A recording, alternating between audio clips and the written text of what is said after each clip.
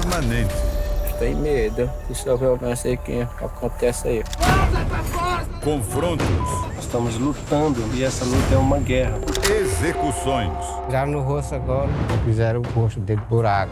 Na Amazônia Maranhense, os guardiões da floresta enfrentam caçadores e madeireiros ilegais em defesa do seu território. Acabou a árvore. Nós somos a raiz de uma árvore que já foi derribada, mas permanecemos.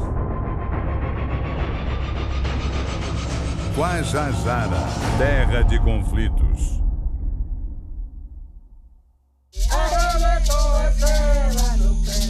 Amazônia Maranhense, um pedaço da maior floresta tropical do planeta que tenta resistir ao avanço do desmatamento. Defendida pelo povo que vive aqui há centenas de anos. Hoje, o ritual não é de celebração. As músicas e a dança são, na verdade, um pedido de socorro.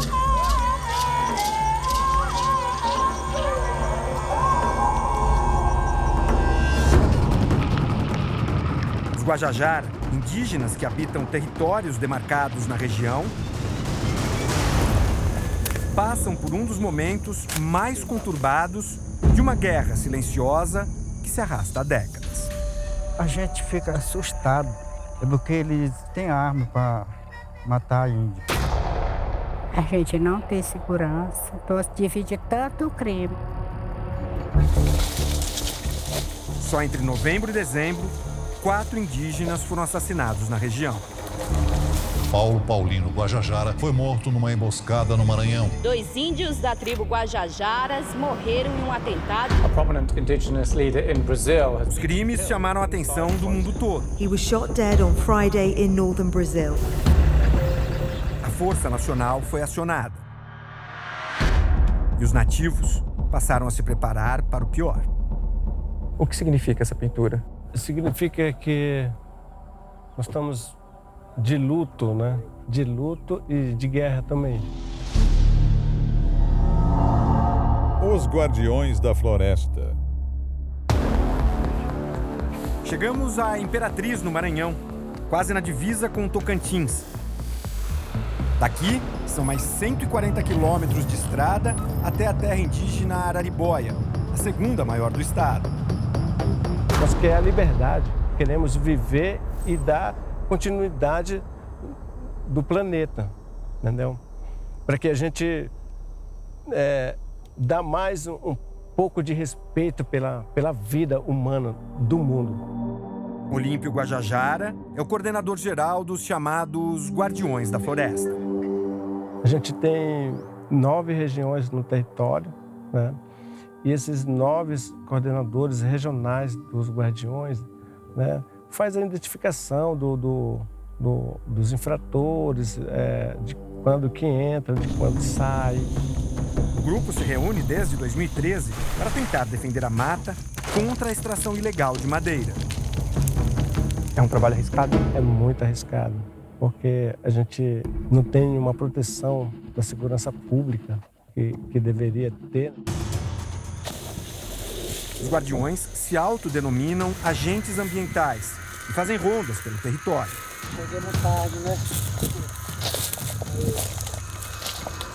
As longas caminhadas pela floresta seguem as pistas deixadas pelos madeireiros. É onde os madeireiros ficam, estavam acampados. Os madeireiros estavam aqui nesse local, já faz alguns dias já. Nesse dia, o grupo é chefiado por Laércio Guajajara, e nem sempre chega a tempo de impedir a derrubada das árvores. Cada vez que nós estamos avançando, está aparecendo mais crime aqui, né? Lá, ó, quantidade lá, dentro do mato, lá, ó, muita estaca retirada. Eu acho que só essas que nós já vimos, acho que já dá mais de 100 estacas, 150. Antes de seguirem viagem, os guardiões destroem tudo que os madeireiros deixaram. Nós estamos aqui já, ninguém sai mais, né? Ninguém entra também, ninguém sai. Nós vamos vasculhar essas estradas tudo aí. Os indígenas fazem buscas, mas a mata é extensa. E muitas vezes, os criminosos conseguem se safar. Os vídeos que você vê agora estavam no telefone celular de um madeireiro, apreendido pela FUNAI durante uma operação. Os registros mostram todos os passos do trabalho dos invasores. Tudo começa com a escolha da árvore que será derrubada. A motosserra entra em ação.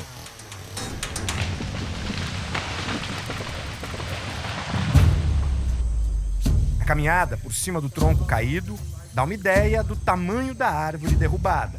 Falar que pega só eu.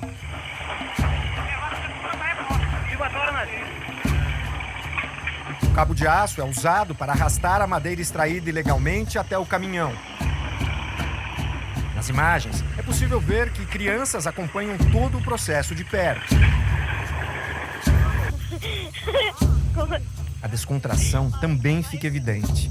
Dessa vez, os guardiões não conseguiram atrapalhar os planos dos madeireiros. Ele é importante, tem que filmar agora, tem? Mas esse jogo de gato e rato às vezes termina mal para os criminosos. Em outro registro, uma patrulha noturna dos guardiões intercepta um caminhão carregado de madeira dentro da terra indígena. O motorista do caminhão é amarrado e chega a ser agredido. Quer ser doido, né? O veículo é inspecionado e depois queimado pelos guardiões. Cria raiva contra a gente.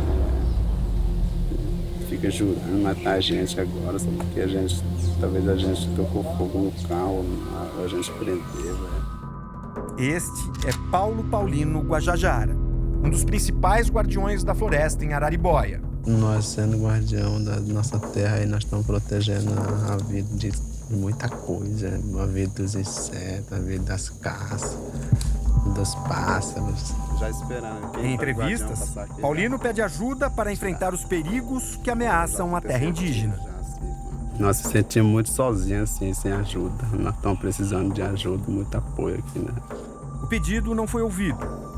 E poucos meses depois de dar essa declaração, Paulo Paulino foi morto dentro da floresta. No dia 1º de novembro de 2019, ele foi atingido por uma bala em um confronto com invasores da terra indígena. Paulo Paulino era um dos nossos guardiões de frente, deu a vida, né, por essa terra, pela vida dos Guajajara. Paulino havia saído para caçar ao lado do primo Laércio. Os indígenas dizem que os dois teriam sido vítimas de uma emboscada. Os meninos estavam lá limpando a cacimba para beber, né, para pegar água, e que de repente chegaram 5 homens bem armados lá.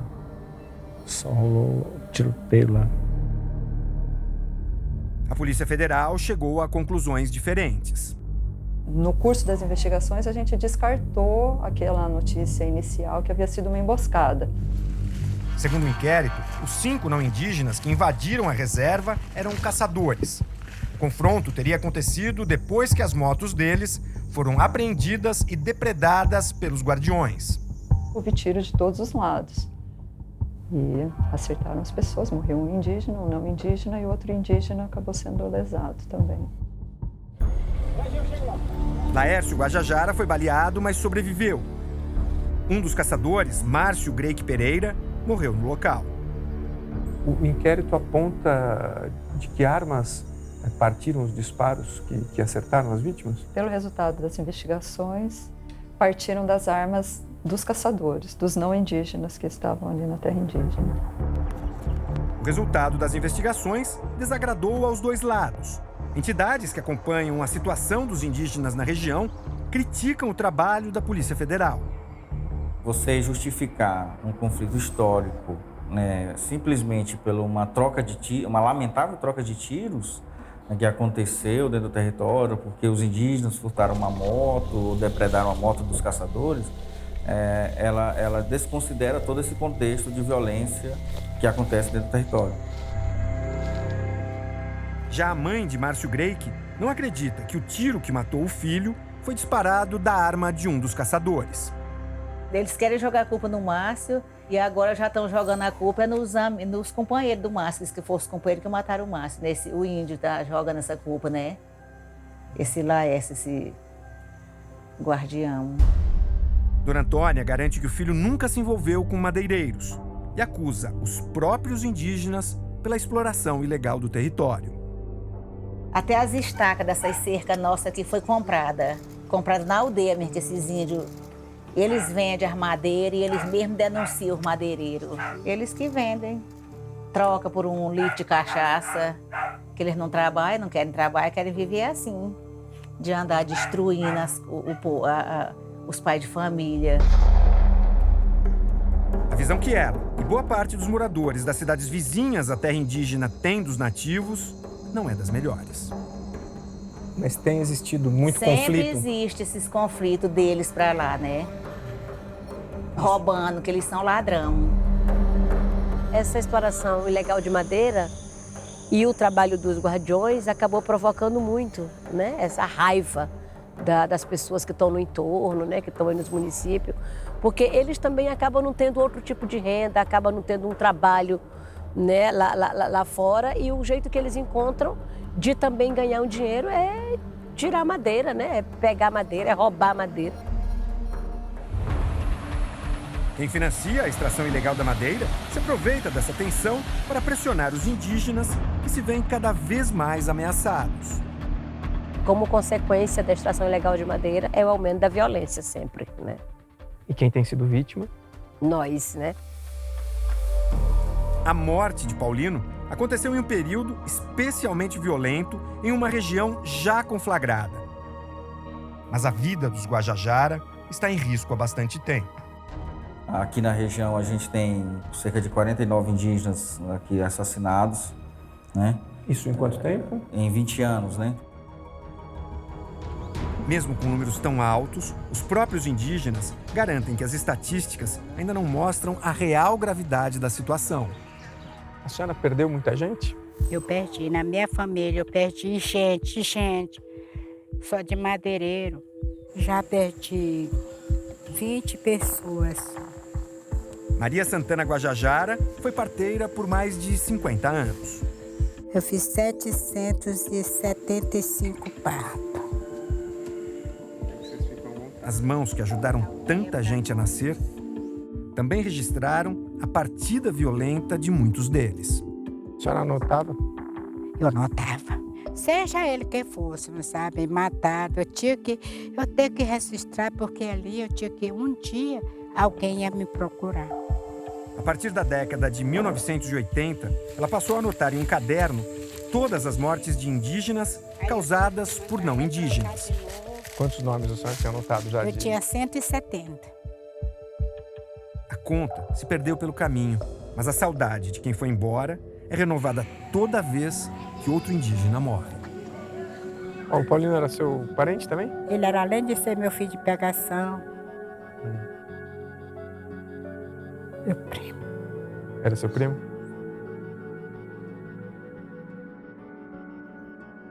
A senhora tem medo?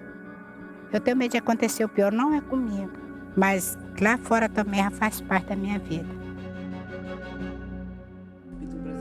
No fim do mês passado, a Anistia Internacional divulgou um relatório sobre a situação dos direitos humanos nas Américas em 2019. Quando cita o Brasil, o documento usa a morte de Paulino como exemplo da piora na proteção dos povos indígenas no último ano. Ele não é o primeiro Guajajara assassinado. Infelizmente, ele não foi o único Guajajara que foi atacado em 2019. Isso fala da extrema vulnerabilidade que essas pessoas estão vivendo. Na casa, que era de Paulo Paulino, ninguém quer mostrar o rosto.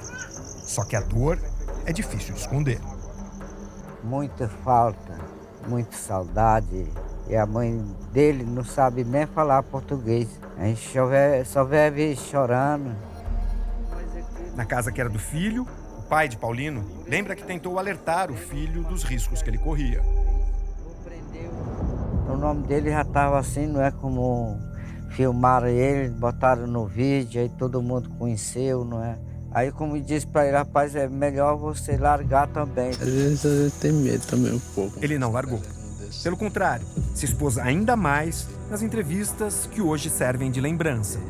Morreu um dos guardiões nossos, o nome dele é Afonso.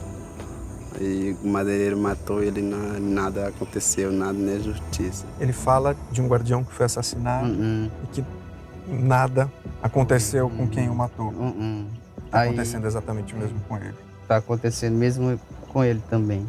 E nada está acontecendo também. Em cada canto da casa, os irmãos tentam manter viva a presença de Paulino. Por que vocês ainda guardam as roupas? Bate saudade, aí a gente olha com essas roupas dele.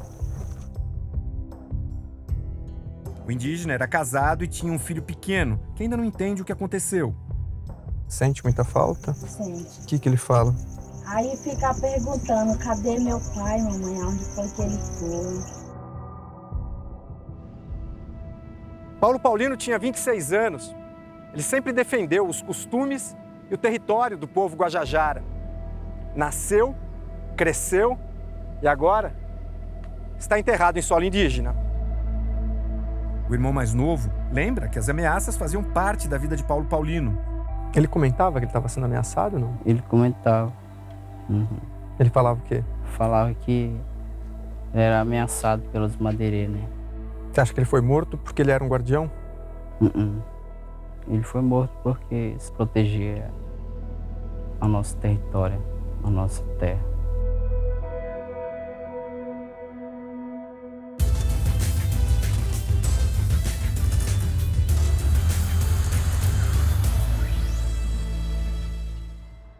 Boa noite. Eles estão sob ameaça permanente de caçadores e madeireiros ilegais. Para preservar seu território na Amazônia maranhense, os Guajajara entram em confronto com esses invasores. O resultado dessa guerra: tensão, medo e assassinatos.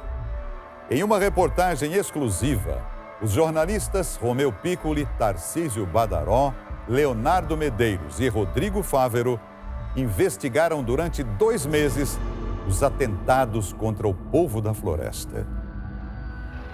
O confronto, que tirou a vida de um dos guardiões da terra indígena, deixou o clima ainda mais tenso em Araribóia. Muitas aldeias entraram em pânico. E as mulheres se esconderam com as crianças? Foi.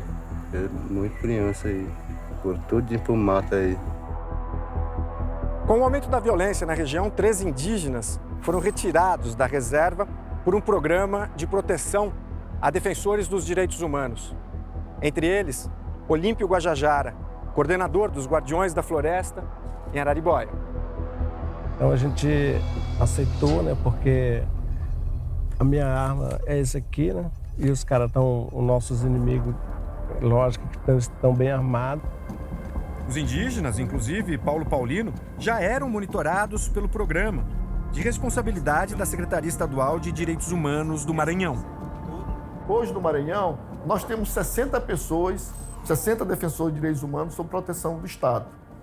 Desses 60 pessoas, tem 24 indígenas, de diferentes etnias, o que demonstra exatamente o agravamento de conflitos em áreas indígenas. Olímpio e os outros indígenas deveriam ficar 3 meses em um local protegido, longe da floresta. Mas depois de 60 dias, o coordenador dos guardiões decidiu voltar para casa. Eu fiquei com uma consciência muito pesada, né, de pensar. Às vezes, os caras estão pensando que eu abandonei a nossa luta, né? Olímpio retornou a Araribóia, mas não deixou a proteção para trás. Durante a entrevista, ele recebe a visita de um policial militar. Muito bom. Nós estamos já monitorando a sua área desde quando você chegou. E eu vim dar meu abraço. Valeu, muito obrigado. Estou te monitorando. Nós estamos acompanhando você. Tá legal. É o que espera Caribé Guajajara, mãe de Olímpio. Em Teneterrara, a língua nativa dos Guajajaras, ela não consegue segurar as lágrimas ao falar da situação vivida por seu povo em Araribóia. Você me mencionou, né, porque a mãe dela tinha falado para nós e para ela também, né? Um dia os não indígenas vai acabar com vocês e vai ter guerra entre as pessoas. Por precaução, os Guardiões da Floresta tiveram as operações suspensas desde a morte de Paulo Paulino. Agora, com a volta de Olímpio para a aldeia, todos os coordenadores regionais foram convocados para uma reunião que vai definir os próximos passos do grupo. Nossa luta, que é pela terra, que é pela vida, que é pelo povo. Um trabalho que divide opiniões. Ninguém terminou de conversar ainda não, eu vou lá em casa. A violência empregada pelo grupo em algumas abordagens gera receio nas autoridades. Se os caras perder a paciência aí, vai dar um tiro em vocês, rapaz. A segurança pública é dever do Estado e só para quem está legitimado a atuar. Responsável por um relatório que mostra a ligação entre o desmatamento e a violência na Amazônia, diz que os Guardiões da Floresta surgiram como resposta à ausência do Estado nas terras indígenas. Na verdade, o que eles gostariam é de ter o Estado lá. Eles gostariam de ter a polícia lá, de ter a FUNAI lá, de ter o IBAMA lá. Vigilância dos limites da terra, a eventual apreensão de um caminhão que esteja transitando irregularmente na terra, não há ilegalidade nisso. Desde que não desborde para algo de natureza paramilitar. O grupo, que nasceu para preservar a natureza, hoje precisa defender a própria existência. Os guardiões continuam. Para eles, defender o território não é uma escolha. É a única maneira de manter vivo o povo Guajajara. Nós Guajajaras somos corajosos em termos de defender a nossa terra. Nós não vamos abaixar a cabeça. Jamais não vamos desistir. Além de manter a floresta em pé, os Guajajara ajudam a proteger aquela que é considerada a tribo mais ameaçada do mundo, os Auá-Guajá. Agora você vai ver imagens dos Auá isolados. E ainda, nossos repórteres seguem os rastros dos madeireiros ilegais no meio da mata. Auá-Guajá, isolados em perigo. No meio da mata, entre as folhas das árvores, um registro raríssimo. O indígena que aparece nestas imagens é um Auá-Guajá. Na terra araribóia, a etnia vive isolada, sem qualquer contato com os não indígenas. E eles são povos nômades, eles não param no lugar, eles não têm roças, eles fazem cata, pesca, coleta, então por isso eles se movimentam muito. Aliás, talvez seja um dos últimos povos nômades das Américas. Os próprios Guajajara, que dividem o território com os Auá, não têm relação próxima com os isolados. O encontro entre as duas etnias é bastante incomum. E quando acontece, se transforma em um evento. Galera, os Auá agora é os Auá, pô.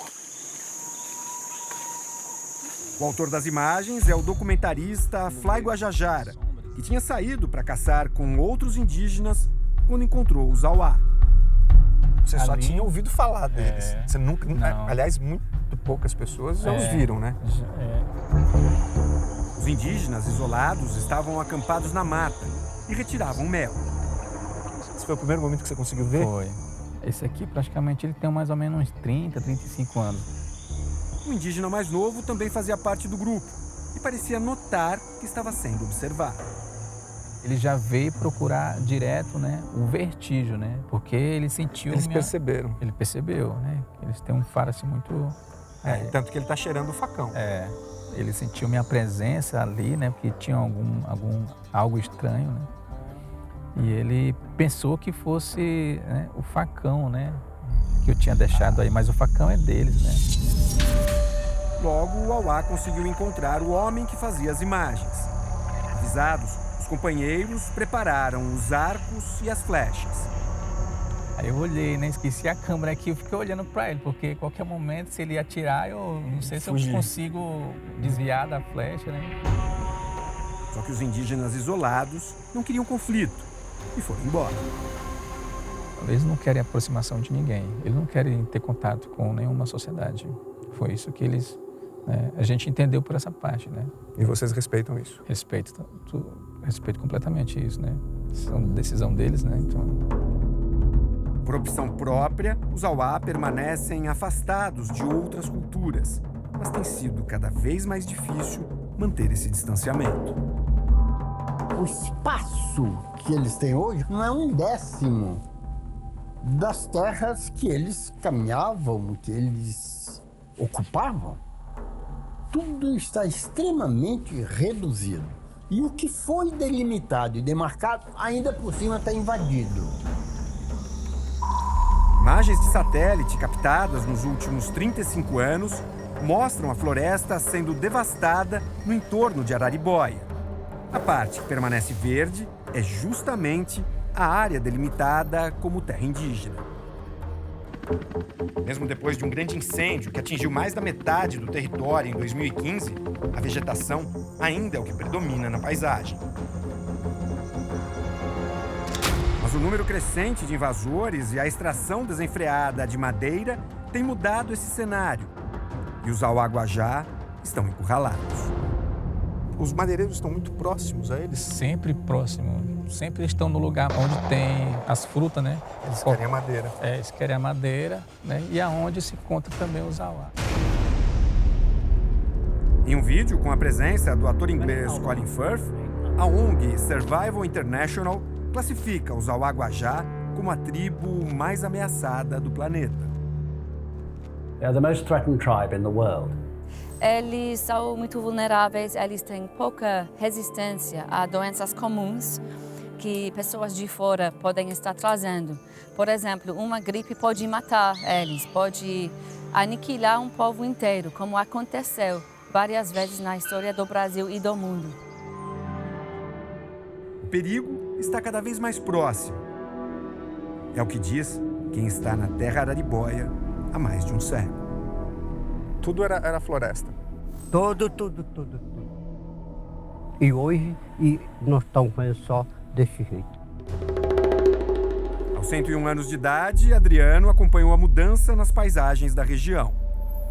O que o senhor viu de transformação aqui? A exploração de mata. Eu venho vendo e alcancei. No tempo que o mato era virgem, e venho alcançando. E hoje nós estamos desse jeito. As lembranças do desmatamento estão em todos os lugares. Atualmente, ele vive às margens de uma estrada aberta pelos invasores. Era um ramal aqui? Era um ramal de puxar madeira. Vai assim, vai sair nessa bem aí, ó. Aquilo ali era a primeira. Aqui, de mata dentro. Onde tinha muita madeira. Existia muita madeira. Pelo caminho, o verde tenta se recuperar. Mas as plantas que nascem agora já não atraem os madeireiros. Por que eles não vêm mais? Não tem mais, porque não, acabou a árvore.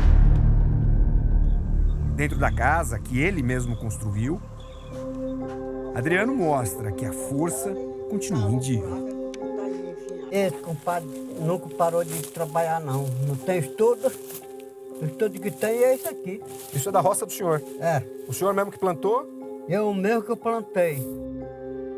O indígena que viu a transformação do território durante um longo período acredita que a atual onda de invasões é uma das mais agressivas. Aí o pessoal queria vir acabar tudo. O jeito derrubando de machado, de motosserra. O aumento de áreas desmatadas não é apenas uma percepção dos indígenas. Dados do ISA, o Instituto Socioambiental, coletados por satélite, comprovam o crescimento de ramais abertos por madeireiros em Araribóia. Em um ano a gente conseguiu detectar cerca de 1.000 quilômetros em estradas ilegais. E mensalmente a gente detecta entre 250 a 350 alertas de desmatamento e degradação florestal. Muitas das estradas improvisadas já existiam quando o monitoramento começou a ser feito em 2018. Mas o crescimento do número de ramais no último ano chamou a atenção dos pesquisadores.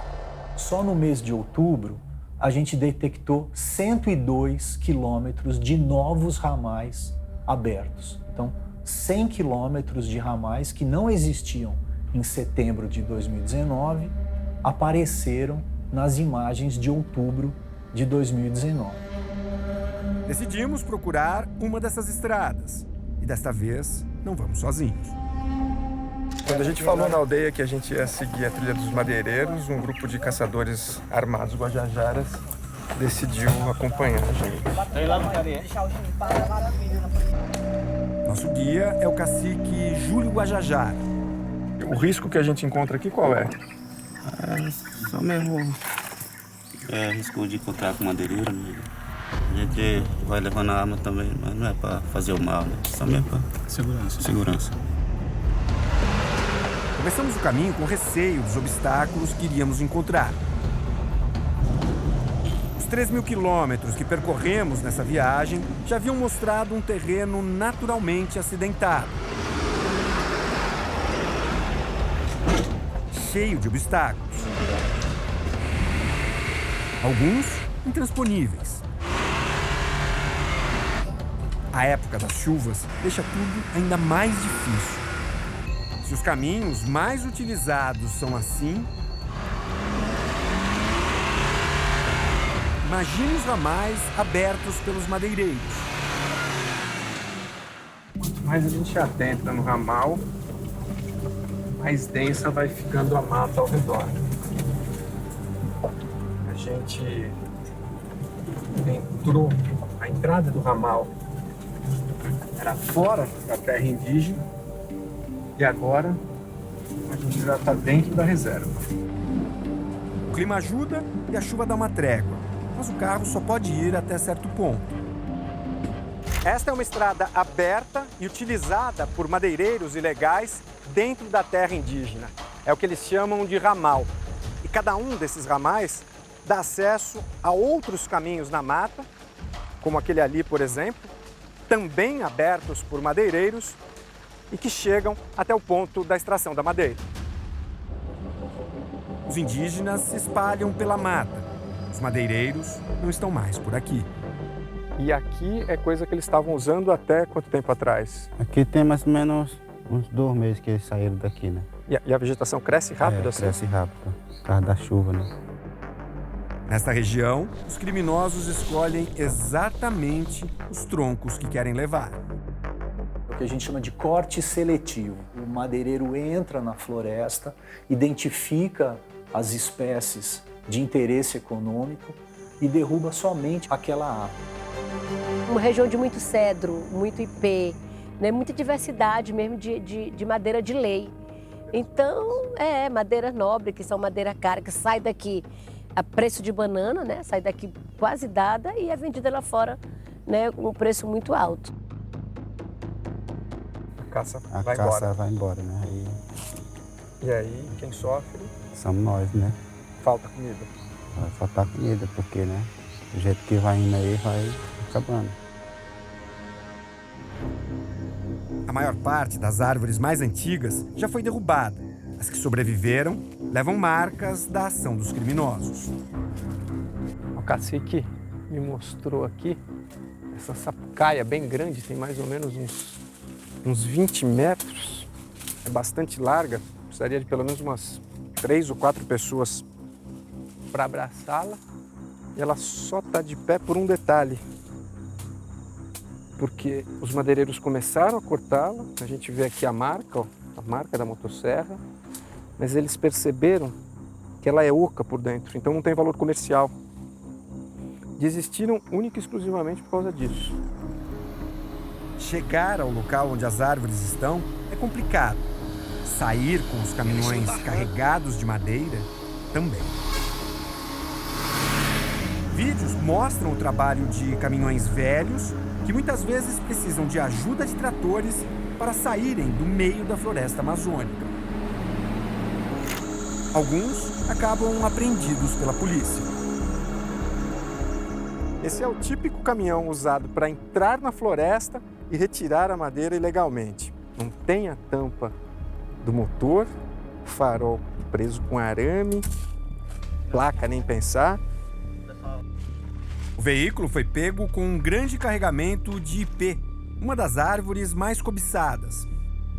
Aqui a gente contou 46 toras. Conversando com os guajajaras, eles acreditam que cerca de 10 árvores foram derrubadas nesse carregamento. E isso é só um dos carregamentos, né? Aqui, todo dia, em terra indígena, saindo vários caminhões. Nos últimos anos, a Polícia Federal fez 4 operações nas terras indígenas do Maranhão para tentar coibir a extração ilegal de madeira. Em Araribóia, a Operação Ibiracicuê, realizada em setembro, cumpriu mandados de busca e apreensão e desmantelou serrarias ilegais.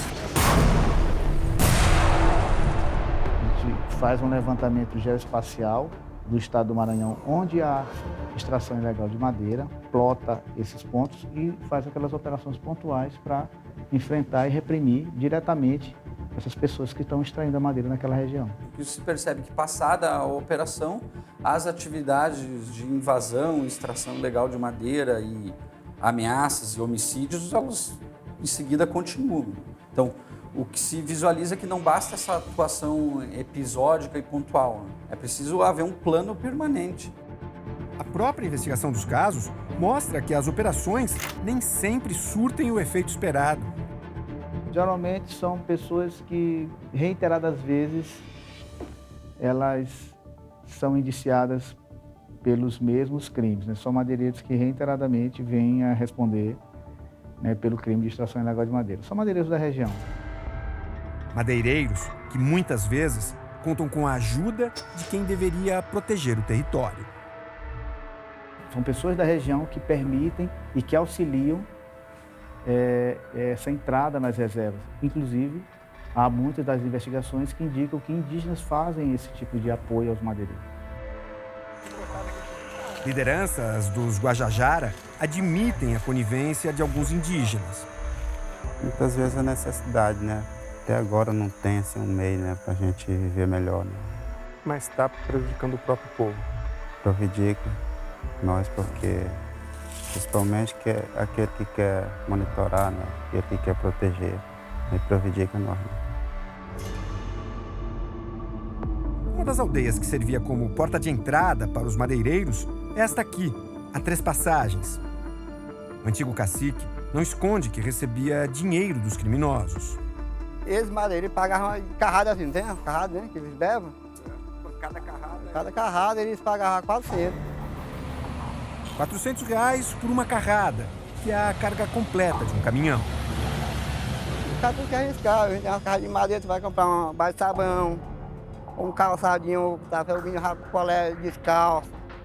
O pai tem que comprar uma chinelinha para ele, né? Uma roupinha, um caderno, um lápis.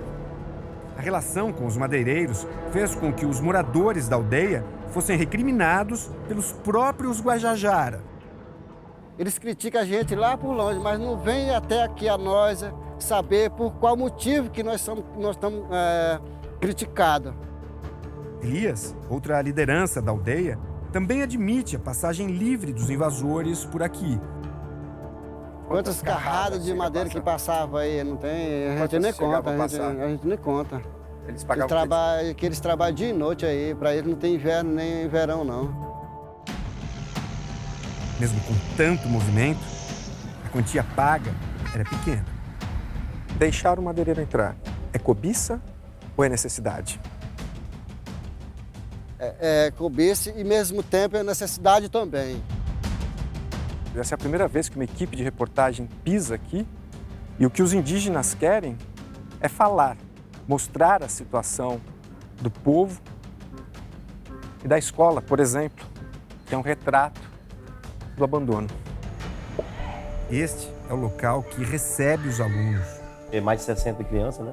Estudam aqui e a maioria fica sentada no chão. Lorival nos acompanha na visita ao imóvel. Esse é o banheiro. Aqui as crianças usavam os banheiros. Então aqui era uma pia, né? Que os alunos usavam aí. Olha o estado da pia. Ainda assim, crianças e adultos estudam aqui e, além de enfrentar condições como essas, precisam lidar com a falta de outro item essencial. Tem crianças aqui que vêm para a escola, não tem uma merenda. Na única sala de aula, só o quadro negro lembra uma escola. Como é que nós vamos... Nós queremos um Brasil melhor desse jeito.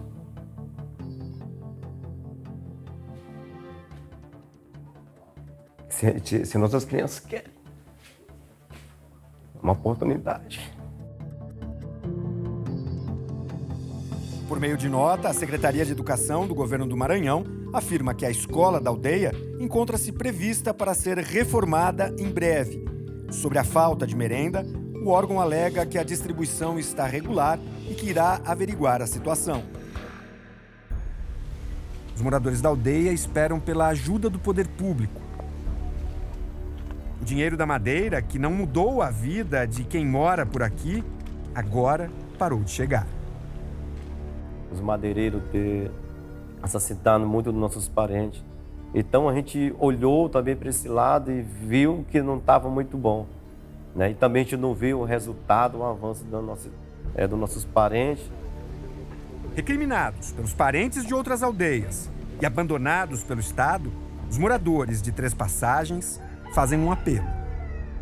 Meu sonho é ver o meu povo bem, alimentado e ter uma moradia de qualidade para ele.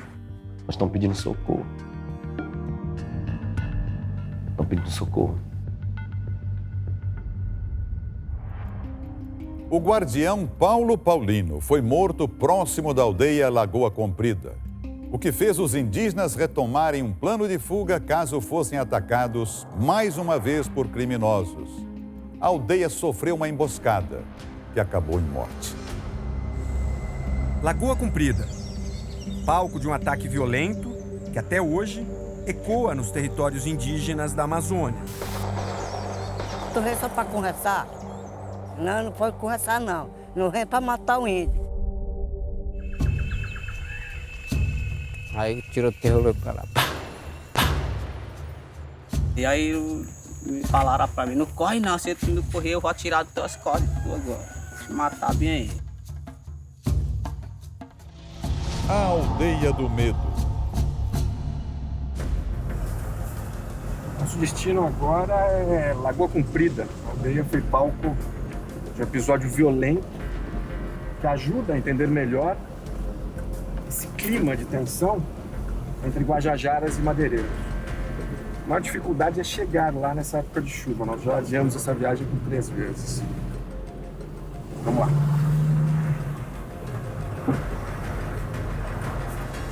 Uma aldeia distante, no coração da terra indígena Araribóia, que foi sitiada por madeireiros armados.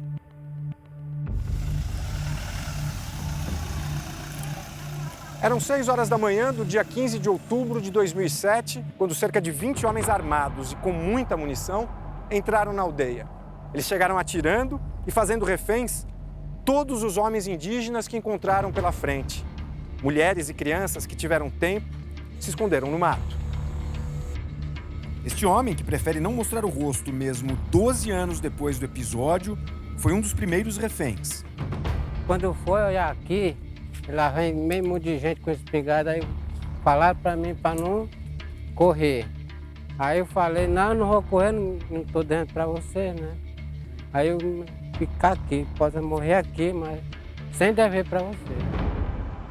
Ele foi amarrado. A mulher e os 3 filhos conseguiram correr. Aí quando chegaram bem aqui, deram tiroteio por cima da mulher aqui. O barulho dos primeiros disparos começou a acordar os moradores, mas não houve tempo para a reação. O que o senhor pensava naquele momento? Pensar de morrer, que jeito aí. Os tiros não pareciam ter um alvo específico, mas acabaram encontrando um destino. Aí daqui atiraram na mulher agora daqui, ó. Ali naquela casa. Uhum. Aquela é a casa do antigo cacique Tomé. Tire. Pegou até a mulher do Tomé aqui, bem aqui. Quando o cacique percebeu que a esposa estava ferida, reagiu e matou um dos criminosos. Mas enquanto recarregava a antiga espingarda, foi cercado e assassinado. Tiraram no rosto agora, fizeram o rosto dele desse tamanho, buraco. Aí a mulher dele tava chorando assim, não vou matar mesmo a mulher dele agora, não, deixa a mulher dele chorar aí, já matou o marido dela. Trajano é filho do cacique assassinado.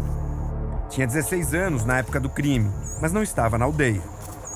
Quando eu cheguei lá também, tá todo mundo chorando lá quando aconteceu aquele negócio aqui. Né? O pai dele se foi e deu lugar a um sentimento que insiste em fazer parte do dia a dia de Lagoa Comprida. Rapaz, nós temos medo. De quê? Rapaz, se essa violência aqui acontece aí com nós aqui, né? Não tem segurança também pra nós. Quase 13 anos depois, continua difícil falar sobre o assunto. Não sei de palavra tua, pai.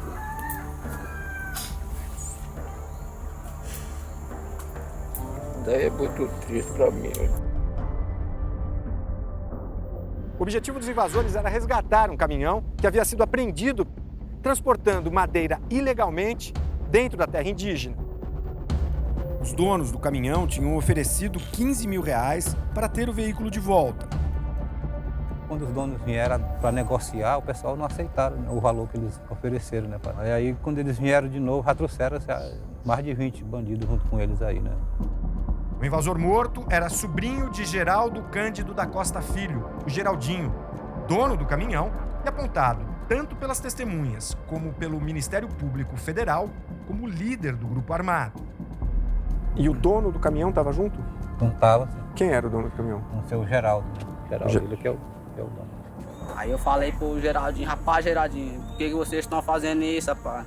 Não, por que vocês foram também tomar madeirinha de nós também? Geraldinho, o irmão dele Elias e o sobrinho Joane foram denunciados pelo Ministério Público Federal como autores do crime. Mas até hoje, o caso não foi julgado. Você tem testemunhas. Teve autópsia, os supostos assassinos foram identificados pelo nome e 10 anos depois não tem justiça. Ainda estamos esperando o julgamento. A Justiça Federal e o Ministério Público foram procurados para falar sobre os motivos da demora no julgamento, mas não se manifestaram até a exibição desta reportagem. Por telefone, tentamos falar com o madeireiro. Alô? Oi? Quem atende é a filha dele. O Geraldinho tá por aí? Você tá com o Geraldinho? Não. Mas depois que me identifico como jornalista, ela desliga o telefone. Eu sou da TV Record de São Paulo e a gente está fazendo uma reportagem. E eu precisava falar com seu pai. Alô? Alô? E não atende mais. Grave seu recado, você só será tarifado após o sinal. Depois da invasão, apenas 7 das 50 famílias que moravam aqui permaneceram na aldeia. Com o passar dos anos, os antigos moradores foram voltando, mas o trauma ainda não foi superado. A gente nunca esquece, a gente tem medo de acontecer qualquer uma hora ou outro ataque de novo. O atual cacique da aldeia conta que os moradores já têm uma espécie de plano de fuga, que é colocado em prática a cada boato de uma nova invasão.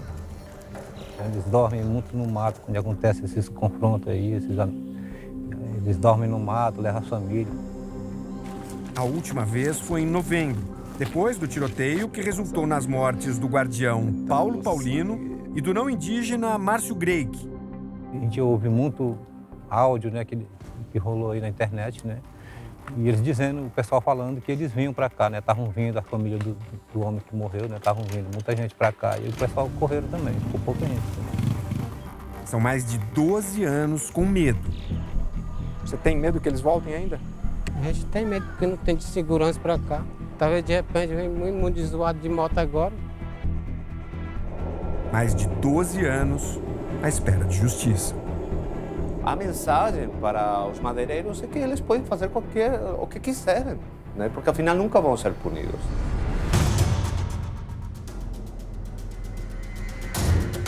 Daqui a pouco. Após carta do pessoal perseguiu, de repente o cara atirou em nós. Vai levantar o braço. Levanta a mão.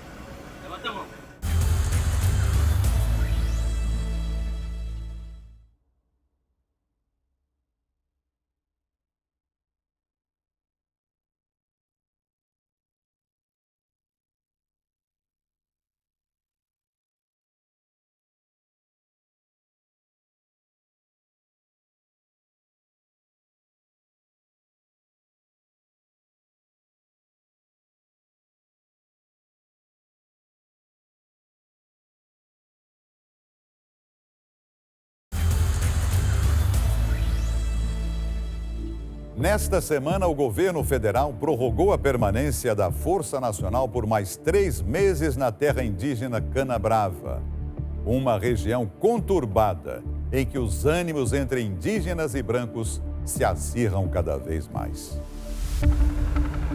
Saímos de Araribóia com destino a outro território, Guajajara, a terra indígena Canabrava. Ali é um barril de pólvora, né, constante, e uma hora ou outra se acende uma faísca e aí vai pegando numa parte e esses conflitos vão acontecendo. Mortes na rodovia. Sentimos a tensão assim que entramos na primeira aldeia da reserva. Pode levantar o braço. Levanta a mão. Levanta a mão. Todo mundo pro lado de cá. Somos revistados por homens da Força Nacional. Tá ligado? O governo federal destacou os policiais para a região depois de um ataque que matou 2 caciques e deixou outros 2 guajajaras feridos em dezembro. Ele do lado do seu. Um afastado do outro. Força Nacional é uma tropa especializada nesse tipo de questões de abordagem, questão de patrulhamento ostensivo, dentre outros. E o que aconteceu com a equipe de reportagem dos senhores aí é nada mais, nada menos do que o dia a dia das nossas equipes, quando estão patrulhando. Visualizou uma situação de diariamente nós estamos realizando o patrulhamento e, consequentemente, abordagens aqui no entorno, evitando que tenha mais algum tipo de crime da forma que ocorreu anteriormente. A extração ilegal de madeira também existe por aqui, mas a violência tem um outro fio condutor. A rodovia BR-226, que vai do Rio Grande do Norte até Tocantins. A região de Canabrava, no Maranhão, é o trecho mais problemático dos 2.164 quilômetros da estrada. São 23 quilômetros de rodovia dentro da terra indígena. Cerca de 70 aldeias estão situadas exatamente às margens da BR. A estrada, que trouxe um pouco de desenvolvimento para a região, é apontada também como local de origem para os conflitos recentes entre indígenas e não indígenas. Esse líder guajajara, ameaçado de morte, explica o que aconteceu. A BR trouxe a bebida alcoólica, a BR trouxe a droga, né? A BR trouxe os assaltantes, né? Trouxe a prostituição, trouxe tudo que não presta, né? Assaltos com a participação de indígenas se tornaram comuns por essas curvas. Os crimes acontecem geralmente em trechos da BR onde existem buracos no asfalto, como estes, ou lombadas. Os ladrões ficam escondidos no meio do mato. Quando os carros diminuem a velocidade, eles saem do esconderijo e anunciam o assalto. Aqui na BR dos índios aqui é meio complicado. Eles fazem o quê? Assaltam os ônibus, o pessoal vão passando. Mas é lá na área indígena que acontece mais violência. Para os indígenas, esta visão generalista pode ter sido o motivo do crime que chamou a atenção do país em 7 de dezembro. São os outros parentes que não devem nada. Naquele dia, diversas lideranças indígenas se reuniram nesta aldeia. O encontro terminou por volta das 2 da tarde e o caminho de volta para a maioria dos guajajaras era a rodovia. O cacique Firmino Vitoriano Guajajara estava na garupa da moto de um outro indígena neste ponto da BR, a cerca de 10 quilômetros da aldeia onde foi realizada a reunião. Um carro de passeio branco emparelhou com a moto e, segundo uma testemunha, o motorista abriu o vidro e, sem falar nada, começou a atirar.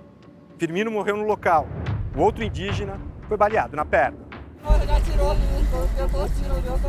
Essas imagens foram gravadas logo depois do atentado. Vocês vinham vindo da reunião, era? O condutor da moto, que aparece deitado à espera de socorro, conta como foi a abordagem do criminoso. Rapaz, o carro cortou só pertinho de nós, de repente o cara atirou em nós. Não falou nada. Nada. Que cor era o carro, tu sabe? Carro branco. Ainda é difícil falar sobre o assunto. Só Deus mesmo que me livrou nesse dia. Nós nem merecemos. um negócio desse com meu cacique, meu tio, que me deixou. O ataque que tirou a vida do cacique Firmino foi apenas o primeiro naquele dia. Logo na sequência, a pouco mais de 2 quilômetros do primeiro crime, outros 2 guajajaras, também numa moto, foram atacados da mesma forma. O cacique Raimundo Benício morreu e o amigo dele, que conduzia a motocicleta, ficou ferido. Ainda não se sabe quantas pessoas participaram dos assassinatos, mas de acordo com testemunhas, o motorista do carro é um homem branco com tatuagens nos braços. A Polícia Federal ainda investiga os ataques. Pessoas trabalhadoras. Mas para os indígenas, os 2 caciques foram vítimas aleatórias de alguém que sofreu um assalto na rodovia. Ele ficou com aquilo na mente e ele quis, vou passar lá e vou meter bala em quem eu achar, né, na ideia de fazer justiça. Sem certeza que tem indígenas, sim, envolvidos nesses assaltos, né? Mas somos em torno de 7 mil indígenas hoje, né? E se tiver 10 praticam esses atos de assaltos, são muito poucos. Mas parte dos moradores das cidades próximas não entende assim. Para eles, os indígenas são culpados e não são bem-vindos. Como que é a relação entre os indígenas e os não indígenas? Eu não sei nem te explicar, porque eu não convivo muito assim, com esse tipo de gente. Por quê? Você não gosta? Não, a gente fala com eles, mas não tem muita intimidade não. Logo eu fico pro lugar deles lá e a gente aqui. Não era para ser comum, mas infelizmente isso acontece. O racismo. É contra o indígena, é um preconceito de maneira geral. Tudo que acontece naquela área, muita gente que às vezes nem sabe da situação, não sabe nem como ocorreu, já atribui a um indígena como autor de um delito. A terra indígena, homologada há quase 30 anos, deveria garantir a segurança dos guajajara. Mas agora, eles se veem cercados pela intolerância e pelo preconceito. Os indígenas estão com medo. Estão com medo. Os indígenas estão com medo. E a gente ouve nas redes sociais os caras falando, tem que morrer mais, tem que passar mais um cara e passar atirando, tem que acabar com esse povo, né? A gente tem que morrer mesmo. Né? E aí fica bem complicado pra gente, né?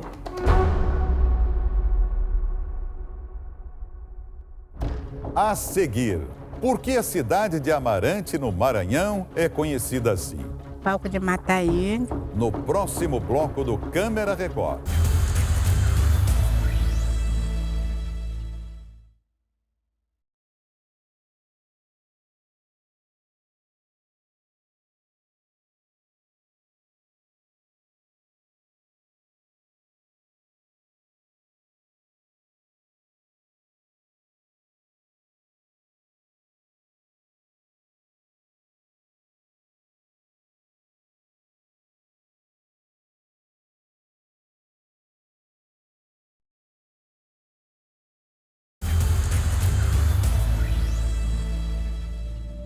Aqui, nessa cidade que morreram muitos índios, e não tem nenhuma pessoa que corre sobre atrás dessa daí.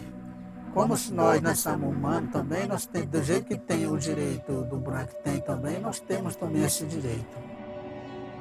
O depoimento é de um indígena que teve irmão de 15 anos assassinado em Amarante do Maranhão, cidade que fica a 25 quilômetros do território Araribóia. Os conflitos entre indígenas e não indígenas são tão comuns por aqui que o município ganhou um apelido. Palco de matar índio. Por que Amarante tem esse apelido? Não, porque morre índio, mata de 2, de 3. A vítima do preconceito. Erisvan Soares Guajajara e um amigo foram mortos na cidade no último dia 13 de dezembro. Os corpos de Erisvan Soares Guajajara, de 15 anos, e do não indígena José Roberto Silva, de 23, foram encontrados bem aqui, atrás deste campo de futebol. Nesse caso, a polícia descarta o envolvimento de madeireiros. Não é diretamente um confronto com madeireiros, mas é um conflito de território. Um conflito de território, né? As pessoas não aceitam ali que os índios ainda tenham ficado com o seu território. Isso tem constantemente tensionado ali na região né? E, lógico, ter levado a assassinato de indígenas. Segundo a polícia do Maranhão, outro adolescente confessou os assassinatos, que teriam sido motivados por uma briga entre o criminoso e o amigo de Erisvan. Mas a família do Guajajara não acredita na versão. Nós queremos justiça. Nós queremos uma justiça de fora para poder investigar. Nesse Maranhão aqui, essa investigação é fraco. Erisvan era o segundo mais novo de uma família de 8 irmãos. Nasceu e foi criado na aldeia Araribóia.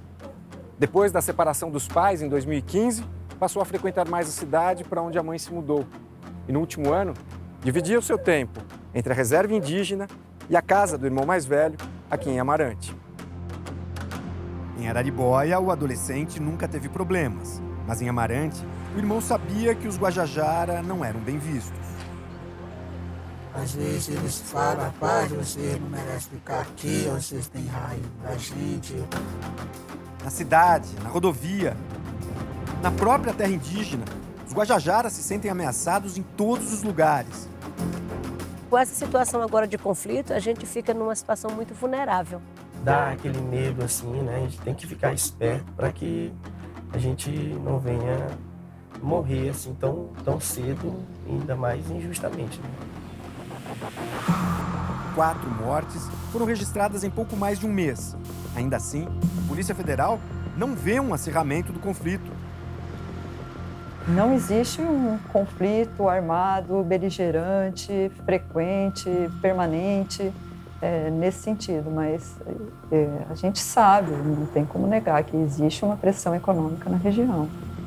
Uma visão que não é compartilhada por outras entidades que monitoram a região. O quadro é muito difícil e muito violento contra Guajajara e as demais etnias que existem no Maranhão.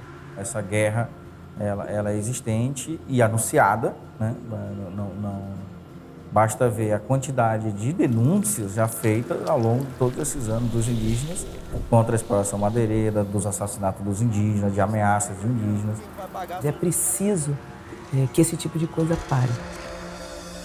Por meio de nota, a FUNAI informa que tem atuado em parceria com o Ministério da Justiça, a Polícia Militar Ambiental do Maranhão e o IBAMA para o monitoramento das terras indígenas do estado. O órgão também alega que tem intensificado as ações de fiscalização em relação à extração ilegal de madeira, principal atividade criminosa dentro daqueles territórios. Enquanto aguardam justiça, só resta uma opção aos Guajajara: resistir. Nós somos capazes de realmente enfrentar essa grande ameaça contra os nossos direitos. Só vamos desistir de defender a nossa terra só quando o Caraíu matar nós tudinho. Aí sim, nós desistimos. Nós somos a raiz de uma árvore que já foi derribada, mas nós permanecemos. Nós vamos lutar enquanto força nós tivermos.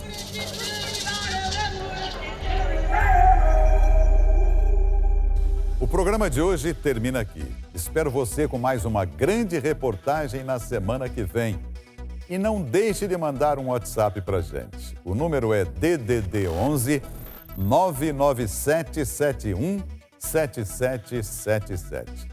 Obrigado pela companhia, tenham todos uma ótima noite e até o próximo domingo.